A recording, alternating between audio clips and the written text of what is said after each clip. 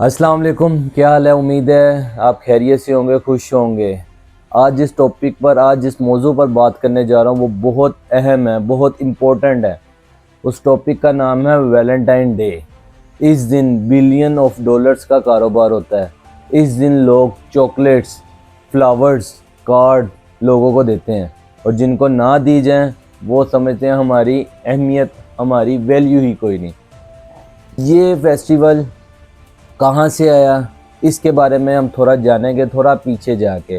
आज से 2000 साल पहले रोमन एम्पायर बहुत बड़ी एम्पायर थी।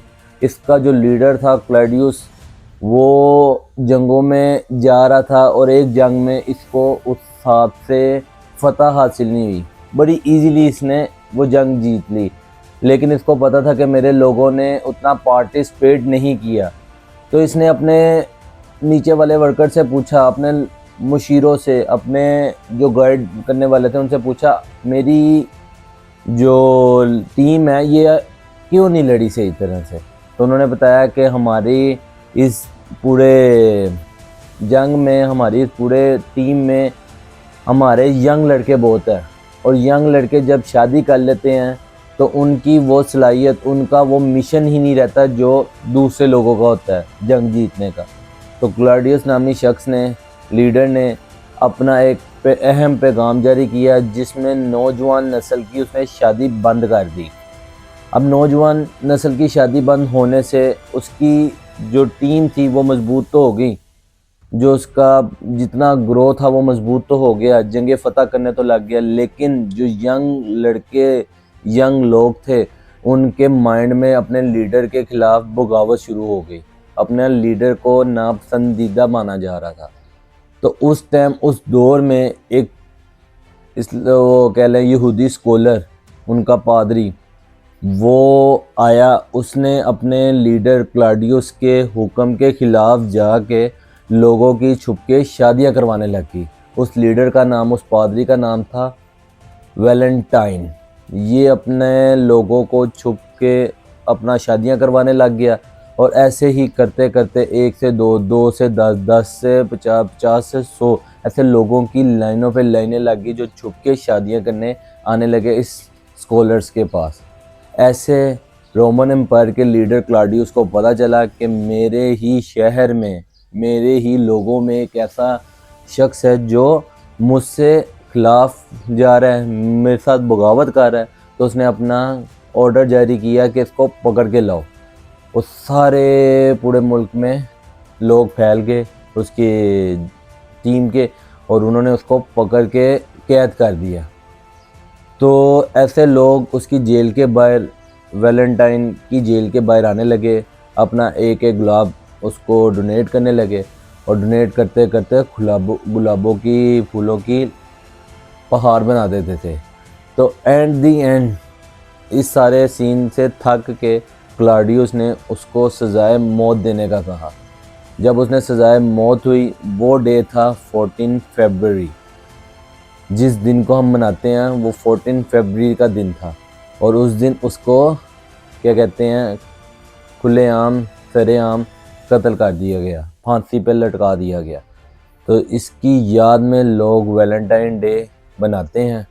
ऐसे एक टाइम था दूसरी जंग अजीम में वैलेंटाइन डे का कॉन्सेप्ट ख़त्म हो रहा था। तो अंग्रेज़ी शायर है विलियम, उसने अपनी पोइट्री में, अपने बुक्स के ज़रिए वैलेंटाइन डे को दोबारा उजागर किया। ये तो ख़त्म हो रहा था, लेकिन ये दोबारा उजागर किया। उजागर करता करता आज उस टाइम के दौर के जो बड़े बड़े पॉलिटिशियन थे, बड़े बड़े एक्टर्स थे, उन सब में वैलेंटाइन डे को मनाने का रिवाज दोबारा पैदा हो गया। अब जो रोमन एम्पायर थी वो फेस्टिवल बनाते थे बेहयाइयों की तरह, और जो क्रिश्चियनिटी वो कल्चर था वो इस दिन शादियां करते थे। तो ये दो कह लें कि मिलके बहुत बड़ा एक तो फेस्टिवल मनाया जा रहा था उन दिनों में, और क्या कहते हैं, बेहयाई आम हो रही थी। तो ये कल्चर वैलेंटाइन डे का वहाँ से आया। अब इसमें इस्लाम में इसकी क्या हैसियत है? इस्लाम में इसकी कोई हैसियत नहीं, शरीयत में इसकी कोई हैसियत नहीं। ये इस तरह का फेस्टिवल कहीं पे मुसलमानों में मनाना जायज़ नहीं। कुरान पाक की एक आयत है कि अल्लाह ताला ने हमारे जिस्मों में से एक औरत का हिस्सा बनाया जो वो हमारे लिए और हम उनके लिए हम उनसे निकाह करें। आप सल्लल्लाहु अलैहि वसल्लम की हदीस है, जो कौम जिससे मुशाबत करे वो उसी में से है। यानी कि हम मुसलमान होने के बाद अगर अंग्रेज़ों की कल्चर को फॉलो करेंगे तो हम मुसलमान नहीं हैं, हम अंग्रेज़ों में से उठाए जाएंगे, नाउज़ु बिल्लाह। तो अपने आप को बदलें, हम अपने आप को बदलें इंशाअल्लाह। वैलेंटाइन डे का कोई नाम नहीं है। वैलेंटाइन डे वो एक शख्स का नाम है जो अपने लीडर के खिलाफ जाके लोगों की शादियां करवाता था। और इस दिन क्या लड़कियां और लड़के अपने आप को बेच के, अपनी इज्जतें गुआ के वैलेंटाइन डे बनाते हैं। ज़रा सोचें, मुझे भी पता है, आपको भी पता है हम लोग किस तरह वैलेंटाइन डे बनाते हैं। हालांकि मनाने की इजाज़त नहीं है। इस्लाम में मोहब्बत का इजहार है ना, वैलेंटाइन डे मोहब्बत का इजहार है ना। तो इस्लाम में मोहब्बत का इजहार कितना अच्छा दिखाया है। बीवियों से निकाह करो, अपने माँ बाप से मोहब्बत करो, अपने बच्चों से मोहब्बत करो। हम ये मोहब्बत भूल के हम लड़कियों के इश्क वाले मोहब्बत के पीछे जाते हैं, जो कि गलत है। और लड़कियां भी आजकल के दौर में अपना प्यार किस तरह जाहिर करवाती हैं ये उनको बेहतर पता है। तो लिहाजा इस चीज़ से दूर रहें और हमारे जो दीनी कल्चर में इस्लामिक फेस्टिवल है हम उनको मनाएं। ठीक हो गया। इस दिन लोग चॉकलेट्स, फ्लावर्स और पता नहीं गोल्ड क्या क्या देते हैं, और ये सारा बिलियन ऑफ डॉलर्स का प्रॉफिट किसको जाता है? अंग्रेज़ों को जाता है। मुसलमानों को क्या गया? मुसलमानों को क्या गया? नहीं, मुसलमानों का सारा कुछ गया। हमारा ईमान गया, हमारी दौलत गई, हमारी इज्जत गई। आपको बेहतर पता है कि हम वैलेंटाइन डे लड़के और लड़कियां कैसे बनाते हैं पाकिस्तान में। मोहब्बत का इज़हार कम और बेहयाई ज़्यादा करते हैं। तो लिहाजा इसको मनाने से पहले ज़रा सोचें कि हम जो बना रहे हैं वो ठीक है। वो क्या एक चॉकलेट, एक कार्ड्स और फ्लावर्स के पीछे हम अपना आप क्या दे रहे हैं? तो लिहाजा वैलेंटाइन डे कुछ भी नहीं है हमारे इस्लामी नज़रिया नुक्ता के लिहाज से।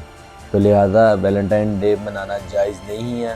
इसको उलमा कराम ने भी हराम करार दे दिया है इस फेस्टिवल को। तो वो जो काम मेजॉरिटी के साथ करार दे दिया गया है, 100% उलमा कराम ने, मेजॉरिटी नहीं 100% हराम करार दे दिया, क्योंकि ये इस्लाम में नहीं है। तो लिहाजा हम इस फेस्टिवल का बायकॉट करेंगे। मैं बायकॉट करूँगा। मैं भी शादीशुदा हूँ। 14 फरवरी वैलेंटाइन डे का कोई कॉन्सेप्ट नहीं है। तो लिहाजा हम भी बायकॉट करते हैं, आप भी बायकॉट करें और अपना ख्याल रखिएगा। शुक्रिया। अल्लाह हाफिज़।